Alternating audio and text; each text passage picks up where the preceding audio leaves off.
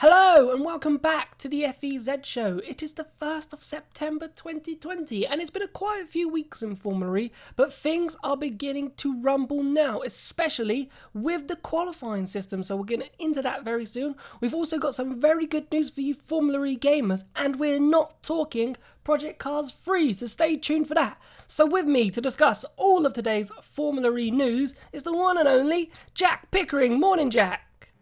Good morning, Jack. How are you? It's been a while since we've done some of these, but I think it's been a nice break just to calm down after what was a hectic final couple of races in Berlin. Yes, it's given me enough time to get all my uni work, have a birthday, get drunk, and basically recover from my hangover. So it's enough time. It's enough time for me to do that. But yeah, I have to get back into it. Yeah, so am I. So we have to talk about, the main talking point, Jack, which I find really interesting because I'm going to admit, and I've said this on the podcast and when we did the podcast with Tobias, and I probably said on the FEZ show that I wasn't a big fan of the qualifying system. But I think I've been converted. I think, Jack, I've been converted to understanding why this qualifying format that we have in Formula E is actually brilliant. Because the teams are now pushing Formula E to change the qualifying system. They say it's not fair, it's not right, it's the same, we'll always struggle, the Group 1, the track conditions, it's not great, we want it changed. And they're pushing Formula E at this precise moment, Jack. And Formula E, fair play to them, are standing firm and saying, nah, we ain't changing this qualifying system, we know it works, we love it, if you don't love it, tough. So what do you think? Early thought, what do you make on the qualifying mode as it is at the moment? And what do you think about the teams now, after a couple of seasons saying they were okay, they liked it, they understood it, now starting to push the FIA and Formula E to say, we want change?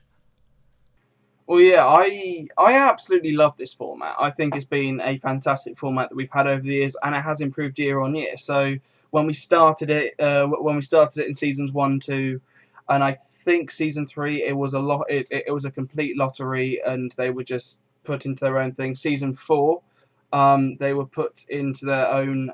They were put into their segments in the championship, so 1 through 6, 7 through 12, and just to make it a bit more fairer. And then that was put in a lottery to see who would go first. And actually, a lot of the time, the bottom set in the championship would end up going out in the first part of qualifying. Because remember, Jerome complaining about that throughout season 4, and then as soon as season 5 came around, he was in the top group of qualifying, but they changed the rules so that the top 6 in the championship had to go out first, and so yeah, and I think that format makes it a lot more exciting, seeing the top 6 in the championship have to struggle out in this first part, and then see the next 6, then the next 6, and then the next 6, and I think it's absolutely fantastic to watch. Because it does give a completely jumbled grid. Admittedly, we saw in Berlin, Antonio Felix Acosta have 2 poles out of Q1 in the first 2 races, but even then, it was still absolutely fantastic. It was still absolutely fantastic sessions, and in the final race of the season, we saw Neil Yarni and Rene Rast get into Superpole. We saw Tom Blomqvist in his first race in about 2 years. Get into Superpole, and that was fantastic to see. And so yeah, I absolutely adore this qualifying format, because you just go into it going, I'm not sure what's going to happen. Admittedly, you do that going into any Formula E event anyways, but yeah, I just do really like this format, and the fact that the teams want to change it, that's one thing that I'm quite happy about, because in Formula 1 you see that the teams always have a say. In Formula E, the teams really don't have a say on it, and so Formula E will go, no, we're sticking with this format, don't care what you think, do this or bye-bye, basically. Yeah, I think it's interesting I'm very happy that Formula E have made their stance. Now, interestingly enough, Jack, it's Jaguar that seem to be making the most noise about the qualifying system. And interestingly enough, I recall season 5 Rome, which a race we both attended, I believe it was, that Mitch Evans said in the press conference that he was dead for this qualifying format. He said this is the right qualifying format, it's the best qualifying format that we come, and obviously he's at Jaguar at this point. And I thought that's quite interesting. Now, fast forward to the end of season 6 with Berlin, Jaguar have had a horrible time, right? They've had an absolute horrible time. It hasn't worked with Mitch being in Group 1. That didn't help them at all. He wasn't able to get a lap together. Yes, they did get Tom Blomqvist into Super Pole when he entered into the series, but obviously he was in Group 4. And they have been the ones that have been starting to create the rumbles. Do you think it's just because, are they throwing their toys out the pram? Are Jaguar going, we were in a position here where we could have fought for the Drivers' Championship with Mitch. It hasn't gone our way. The reason why it hasn't gone our way is because of the qualifying format. And I just want to add before I throw to you, like Sam Bird, for example. You could argue that in Season 5, Sam Bird could have won the championship. He got off to an amazing start, but then was stuck in that Group 1 qualifying system and didn't master it like the other drivers did. Started in the mid-pack, got caught up in crashes in Hong Kong, championship kind of over. So I think like there's swings and roundabouts, but obviously Virgin and Bird didn't throw their toys out the pram at that point. I have a feeling at this moment, I might be being a bit harsh by saying that, but Jaguar sort of, it didn't go their way, they wanted it to go their way, and now they're saying, well, this is why it didn't go our way, change it. Well, yeah, I think I'm not really that surprised that Jaguar are the team that have spoken out about it. Obviously, we saw Mitch Evans, who was the closest competitor to Antonio Felix da Costa in the championship. He just had an absolutely torrid run in qualifying. I'm not sure. I think his best position was inside the top 10, but I think he only got inside the top 10 once, and that was on the first and that was on the first day back. And ever since then he was right at the back of the field. And unfortunately for Mitch Evans is that he was always in the top 6 in the qualify after each race, and so he was always in the qualifying Group 1. And then on the final day he gets bumped to 7th. So had there been one more race after the last race of the season, he would have actually been in Group 2. And who knows, he might have had a decent race in if there was a 7th Berlin E-Prix. But it doesn't really surprise me that Jaguar have said this, because they came to Berlin and they were the ones that were going to challenge Antonio Felix da Costa. As Jack Nicholls alluded to in the coverage, it was going to be a fight between Antonio Felix da Costa, Mitch Evans, and Stoffel Vandoorne. Those were the three competitors that most people thought would be right there fighting for the title. And Antonio Felix da Costa just blew it out of the park on day 1 and day 2, and just basically just put one hand on the championship then and there. But the thing is, that's what makes it interesting with qualifying. It means that these championship competitors have a disadvantage in terms of grid position, and it's going to make it more exciting racing and come through the field. And on a couple of days, Mitch did come through the field and then had problems. So one of them, I think on day 1, Max Gunter went into the back of him and spun him round on the exit turn 6, and so that lost him some points there. And then he did score some points. I think he scored a 9th and 2 7ths. Even then, it was just too little, too late, and he had fallen back in the championship. And then it got to a point in the end where he did only finish 7th in the end. I think, as I said, it's interesting. A lot of drivers have always been like pushing for it to change. Like I remember in season 5, interviewing Da Costa, Vern, tons of drivers like this qualifying system's unfair. It's not really qualifying. And at that time, I agreed with them, because qualifying is supposed to be about finding the fastest driver and putting them at the top of the grid. Which, in my opinion, as a mini purist, I think that was probably the purist in me, was like, that's not qualifying, because the fastest driver is really and truly not having the chance to become the fastest driver and show that they're the fastest in this qualifying format. But as I said, I feel like I've been converted, because I feel like it's part of the skill set now, Jack, that drivers need to have in Formula E. It's not just, I need to be good in the race, right? And we see that so many times, right, in Formula 1. You might see a driver in other series have a bad qualifying, maybe a couple attempts behind their teammate and so forth. But in the race, they come strong, right? And in the race, they can battle through, a bit like Lucas di Grassi. Lucas di Grassi is one of those drivers.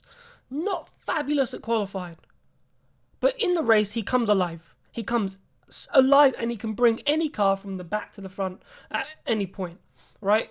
So And we've seen that, but I think it's a skill, and I think Antonio Felix da Costa mastered that skill, and that's why he won the championship, is that he was able to master Group 1. And I think for those championship contenders in the early protagonists, for them to go on to win the championship, they must master qualifying and get Group 1 right. Because if you do not master it, Jack, I think you can't win the title. You can't win it because you're not getting the full potential. If you can manage to get a 7th, you don't have to get in the Super Bowl, but if you can qualify in the top 10 from Group 1, and if your rivals are down in 16th, 17th, that's a huge advantage straight away. Once you're starting in the points, and you don't have as many cars, you're not as in the middle of the pack to sort of, crash out, which we saw with Bird in Hong Kong in Season 5.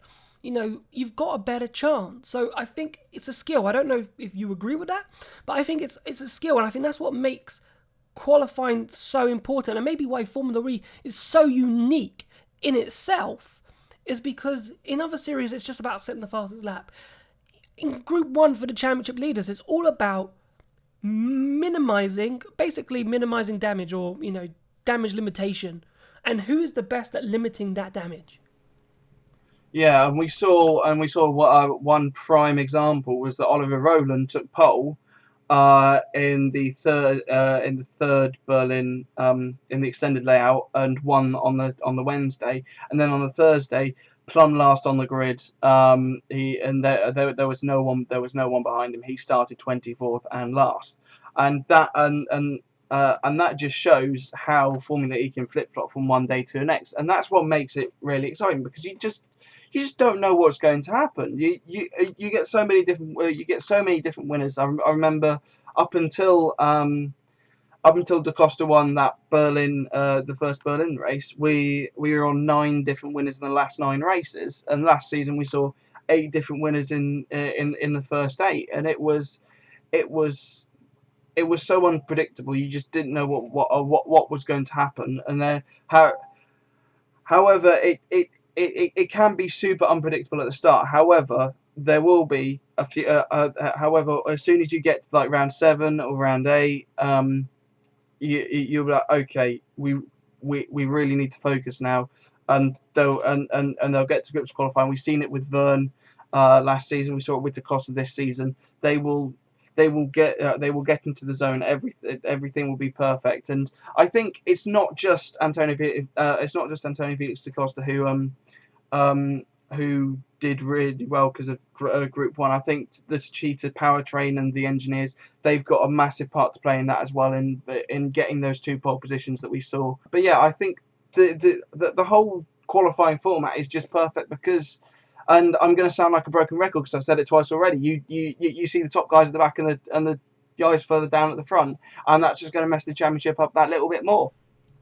I just think, I know, like, drivers, they say that they want it to be changed and so forth, but I think it's just a brilliant qualifying system. As I said, I've been converted on it, and I just think it's a skill set that you need. It's unique. It gives the drivers something to worry about, and it sort of, for me, makes those points for qualifying, because remember, we have those points for qualifying. It sort of makes it worth it. And I know you're not the biggest fan, Jack, of the point for the fastest group qualifier, but I kind of like that because it gives someone a chance to at least get a point. But, if you do get into Super Pole, and if you do get it from Group 1, if you like Da Costa has it and then get pole, those 3 points, I feel like they're well-deserved 3 points to give, because that's a good, you've done a good job. And I think it's also important to reward the person who was fastest out of those 4 groups. And I think a point is necessary for that. I like that. But what I was thinking, what you mentioned there, that some people, you've had 9 different winners from different races. And I think maybe teams could be coming at this from Formula E at a different angle and saying, well, it's not good that we don't know who these championship protagonists are. And you want a story. Every season wants a story. And I think a lot of people are used to these sort of stories sort of developing over the season, and you eliminate a couple and you get back. And we all thought going into Berlin, Da Costa Evans, right? Da Costa Evans is the story, right? They look like the 2 strongest drivers at this precise moment in time in the series, and that was the story. The story was far from that. And I think this qualifying system doesn't allow, and you could argue it doesn't allow a championship story to develop, because we end up going down to the last day, right?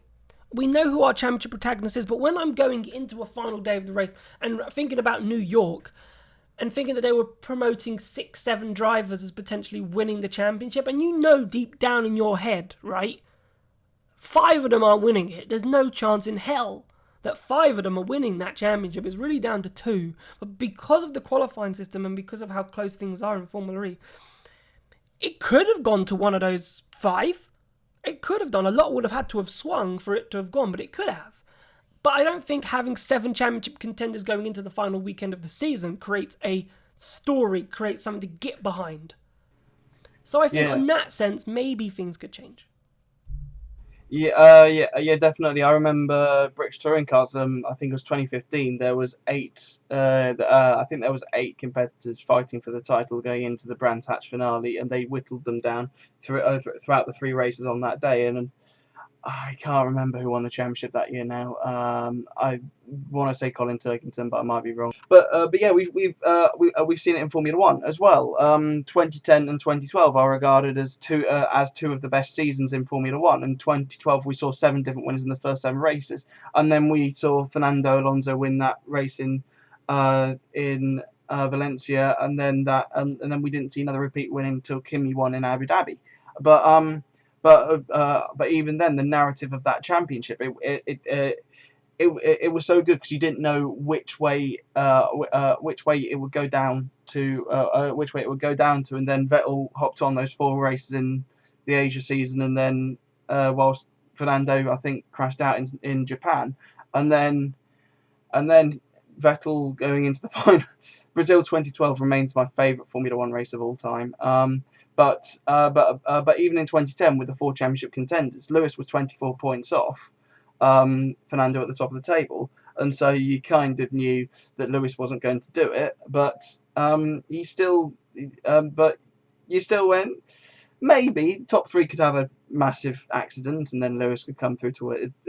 Lewis could win the Abu Dhabi Grand Prix, but that wasn't the case, obviously, because Vettel won that day. But you do need that kind of narrative just for each season. And so the first few races of the year, I think the unpredictability is good, but always it will kind of like go into one person's favour, like we saw with Da Costa and Verne these last 2 seasons.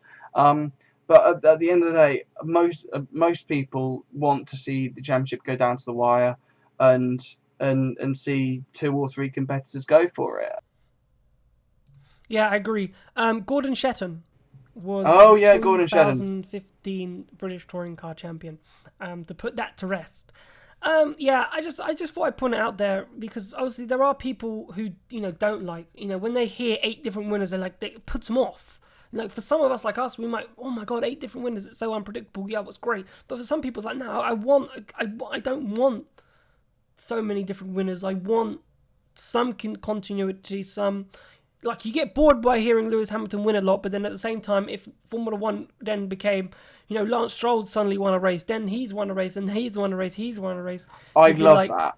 I'd absolutely love that. Can we get Lance Stroll to win a race? Maybe, but I'm just saying, people. He's good at Monza.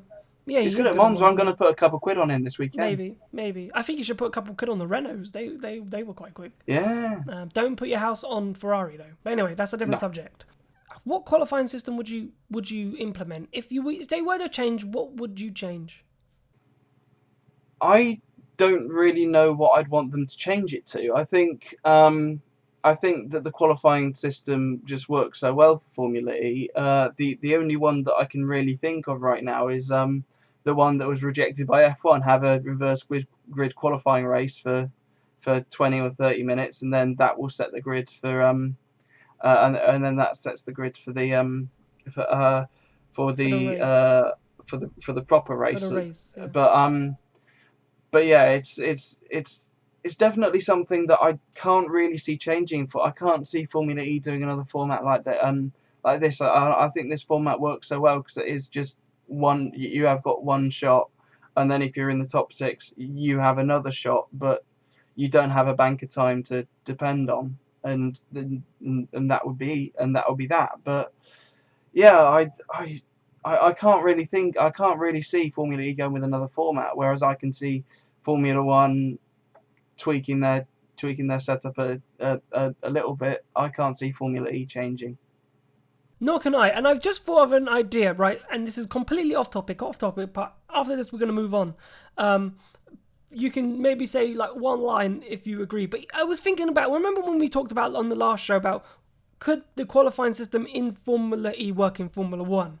And we said no. But I thought of a different idea, which is really harsh, right? And you might not like it, but I thought it could be a good way to do it. Is if you were to put the first runners out, but they have to use the hardest compound of tyre to set their lap. And then as it whittles down, then the middle pack use the medium compound, which should be faster than and then the slowest, your Williams, your Alfa Romeos, they get to use the soft. No? I'm not completely sold on that. I think I had an idea of like 10 or so years ago that they should use 5 or so years ago that they should go hard in Q1, medium Q2, soft in Q3 or something like that for like all teams. But you get the same result that you have now. I can't really see. I think at one point I thought they should do like what MotoGP used to do with the factory bikes, then the open tier, because the open bike or the CRTs or whatever they used to call them, they used to be able to use one step softer tires, so they'd be able to use a quicker tire, but at the same time they could it would run out faster, and so they'd probably have to quit pit earlier in the race. I don't know. We can't solve everyone's problems at the same time, Jack. That's our issue. But gaming fans, we've got a little exclusive for you. Unless you've already read it on the Formula Rezone website, which is coming soon. rFactor 2, we all know, has Formula E content in it. And there's going to be some more. So, what we understand from... So, Formula E don't have a base game. Obviously, Formula E has just come out on Project Cars 2, but it's not really Formula E racing. There's not any energy consumption. They're all on, apart from possibly Long Beach, all on proper circuits. So, it's not really Formula E. rFactor 2 is the closest game you could have to race Formula E. And they're bringing in attack mode. So you can have attack mode, you can run an attack mode power, but they're actually implementing attack mode on rFactor 2, so you have to go through the attack mode, and that will trigger you moving up into attack mode, so you can have that race. They've got improved physics, so it should be better to drive, a bit more realistic, but there is a new track coming to Formula E, to rFactor 2 for Formula E. So at the moment we've got Hong Kong, we've got Berlin, we've got Monaco, and I'm missing one. Did I say Hong Kong? You said Hong Kong, Berlin, Monaco. And the electric docks, whatever it's called. Yeah, that doesn't really count. No, it doesn't. That doesn't count. But I think, honestly, that's a really good step for Formula E for making rFactor 2 their sole purpose game. And I think it's a step in the right. It is an expensive sort of bundle, because obviously rFactor 2 is 26 quid just for the base game, and the bundle at the moment for Formula E for the pack at the moment is 30 quid. Obviously this will be then extra content on top, potentially with a new track, so that will probably be an extra £7. So it is a bit pricey, but it should be super realistic, fingers crossed. Oh, well, I say as realistic as it could be to the real drivers. I think the real drivers said when they were doing the Race at Home challenge that it wasn't as realistic. The car, it was a bit more slidey than it was, but hopefully these improved physics mean that the rFactor 2 game is a bit more of a realistic experience actually driving a real Formula E car. Yeah, I'm looking forward to it. I think I think it'll be good. The extra track is the thing that I'm more interested in. I think the majority of us are expecting it's going to be Mexico City, because they can actually access that, whereas it'll be hard to do like Paris or somewhere else, because traffic. But but Mexico City does make sense because they can just go there and do it sensibly. But the thing is, they would have actually had to travel out there and do it then, whereas I jokingly said last night on twitch.tv/Formula E Zone, so go hit that follow button. Um, I said I said there last night that it's going to be the extended version of Berlin, which I think would just be a kick in the balls for everyone. But I'd have a good laugh at that. But if it was, but yeah, I think it's going to be good. The fact that they're going to implement attack mode and they're going to do it properly with the actual attack mode activation zone and everything. It's going to be it's going to be really good. And the fact that I mean like I don't want to tempt I don't want to tout anything that's not happening, but we are thinking of doing our own little league starting sometime. I don't know, but during the off season, and yeah, it will be fantastic to have actually have the attack mode, so make it that little bit more interesting for each race, and also sim racers will absolutely love it. So yeah, no, I think it's brilliant. Also, what we're thinking of actually happening is on the cars is there potentially to be a new race at home challenge. So from this information that we got from our source, these changes that are coming. They're not coming soon. They're not like here tomorrow, right?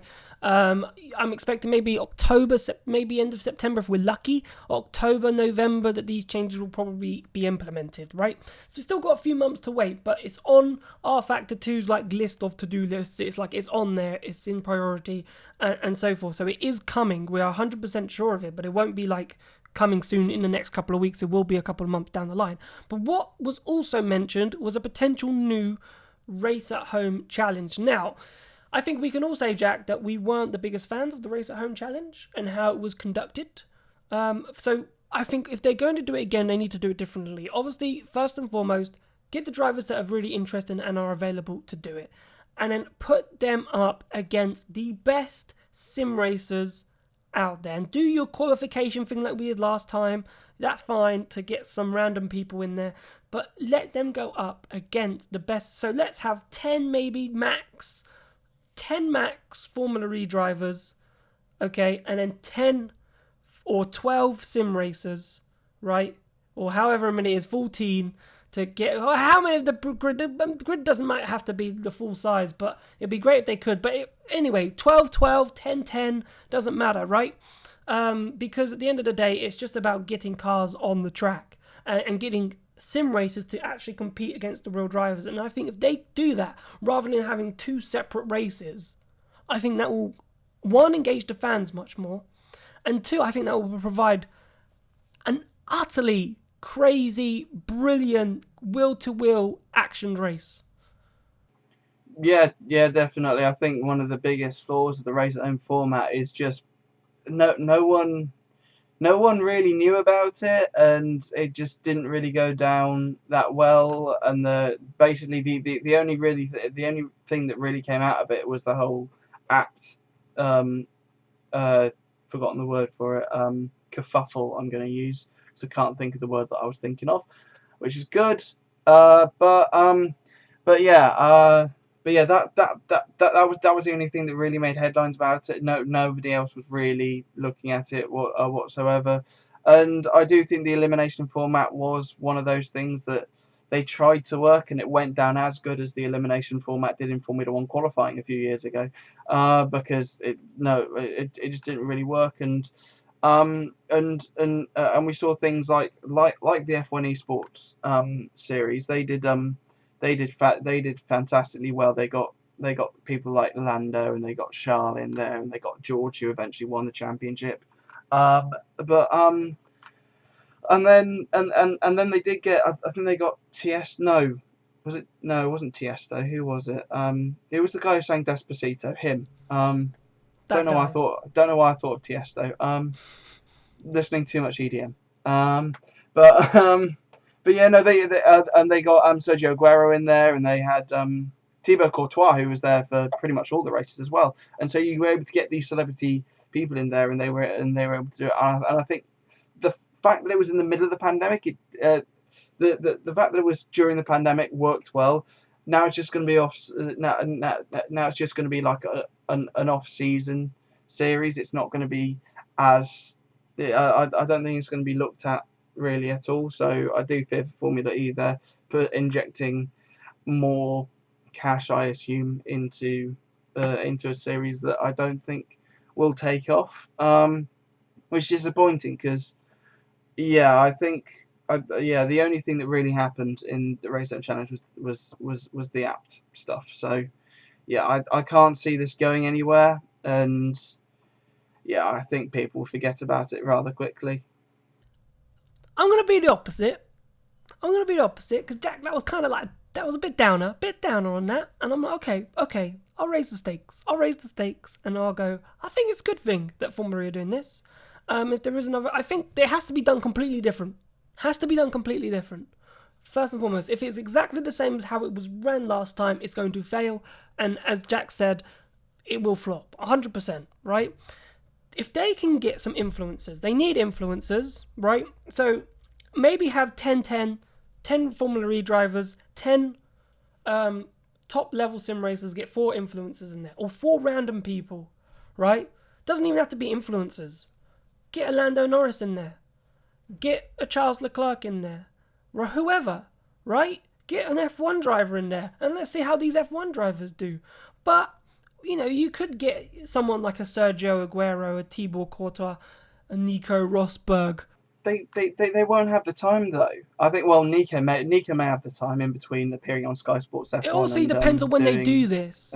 Other stuff, but yeah. The thing is that like F1's basically booked up till the end of the season. Football, I know the Premier League restarts and the Championship and League One and all that lot. They restart on the 12th. And so yeah, they just won't really have the time for it. So I don't think they'll be able to get these influencers. Yes, they might be able to get Arav and Ben Daly in there, but I don't think they'd be able to get like the massive sporting names that they were able to back in like F1 were able to back in March and April and May. Well, I'm just gonna go right. I think the pros of what Lando Norris does, right, just very quickly before we move on to the next topic, is obviously he does a lot of stuff, right, in the evenings. So I'm assuming that during the day, and it'll be the same for footballers, once they finish training in the afternoon, in the evenings they've got to themselves, right? So if Formula E do it on a weekday, for example, because if you take Saturdays and Sundays out of the way, you've got drivers like Van Dorn, who probably won't be in the series because he's probably like a test driver with McLaren, as we know, all the way up till December. But if they do it midweek, you never know. There might be a chance that he could pop on for an evening to do this competition. Could be the same with Lando Norris. Could be the same with someone else. So I think Formula E have to be very clever with how they market this and how they go about it. If they put it on the weekend, you rule out football players, you rule out everyone that's on an F1 weekend. Because, yeah, but you could put it on Tuesday night and people will still be playing. But the thing is, if they put it on Tuesday night, then that's silly, right? Because football players play technically. I know it's a very let's get a football player to play a racing game, but obviously Formula One did it, right? But we're just saying if there's interest, right? If there's interest, they're not going to be great, but at the same time... Do you know any Brentford players that will want to play? Yeah, I'll just phone them up. Formula E, yeah. I'll just phone them up. I'll phone them up. Phone them up tonight, find out. But if you put it on a Thursday, for example, right? You put it on a Thursday, no football games really take place on a Thursday. If there's, maybe they're flying, maybe Wednesday, but it just depends. It just depends on when it's done. That's the Brentford players there. They're texting me right now. It just came up Brentford, and I was like, there you go, see, they're listening. I think it'll be good. I think it's good that Formula E continue, because we can't knock them for saying they did nothing with, esports for so long, and then they come up and say, we're going to continue the esports side of things, and then knock them for saying, well, who's going to watch it? Who's going to be available to do it? I don't think you can knock them like that, because they're trying. So, in my opinion, to put that to rest, fingers crossed, it's just as long as it's run better than how it was run previously, I'm happy. But last thing to talk about very quickly, quick couple of words. Techeetah, DS Techeetah, I don't think it's just DS, I think it's just Techeetah in itself, have entered Extreme E, but apparently is in place of Venturi. So Venturi had entered Extreme E, but Techeetah have taken their place because Venturi want to focus on their Formula E project, which kind of makes sense, especially given our interview in the August magazine with Susie Wolf and what she said, that kind of makes sense with the direction that she wants to move that team forward. Just quick word, what do you make on that? Yeah, no, I see why. I kind of see why Techeetah wants to go into there because they've done so well in Formula E these last few seasons. I mean, they've picked up a title. Well, they've done the double. They've done the double. And also Vern won in season 4. So yeah, no, I completely understand why Techeetah might be interested there. I am surprised that Venturi pulled out because they're such a massive electric market, and also they could have put more resources into Extreme E, because in Formula E right now they've got rid of the they've got rid of their own powertrain. They're now a customer to Mercedes, and so yeah, I think it may have made more sense to stay in Extreme E. However, and I'm going to change the topic again, but comparing it to MotoGP, KTM used to be in Moto2, but pulled out either at the end of last season or the season before, and so they could put all their eggs into one basket and focus on MotoGP.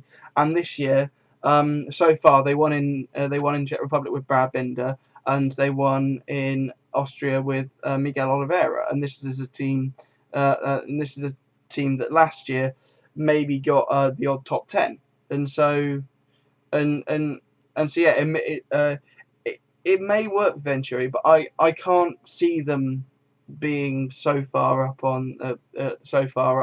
the Formula E table that because they've exited Extreme E, that they're going to be right up there fighting with Techeetah and Mercedes and Nissan week in, week out. Yeah, it was one of those that we're just going to have to find our way. But a very interesting news story that came out this morning. And we've got some interesting news on Extreme E that we know about, but we are not allowed to say right now. So fingers crossed for something to come out on that interesting in the future. But on that note, Jack, thank you so much for being with me today. Thank you. And thank you for watching this show. And listening to us on the podcast apps. If you really enjoyed the show, please remember to hit the like and subscribe button. That means just tremendous amount to us. We're also on Twitch, the Twitch community at the moment. I know you're listening now. It's just been absolutely amazing. So if you haven't seen us on Twitch yet, we're pretty much streaming most weeknights between 8 and 11 British summertime. So convert that to your own time in your own pleasure. But it's been absolutely amazing, so come and join us. We're having tons of fun on there. Patreon, if you love us that much, you can support us on our Patreon. But even by $1 a month, we got to do a new interview. It's got to come out. I think Alexander Sims is going to come out today for exclusive for the Patreon, so you can listen to our interview that we did a couple of weeks back with Alexander Sims. And I think that's pretty much everything in terms of, apart from the Discord chat. If you love us that much and want to talk more Formula E, you can join us in our Discord chat. But thank you so much for watching, and we'll see you very soon. Goodbye.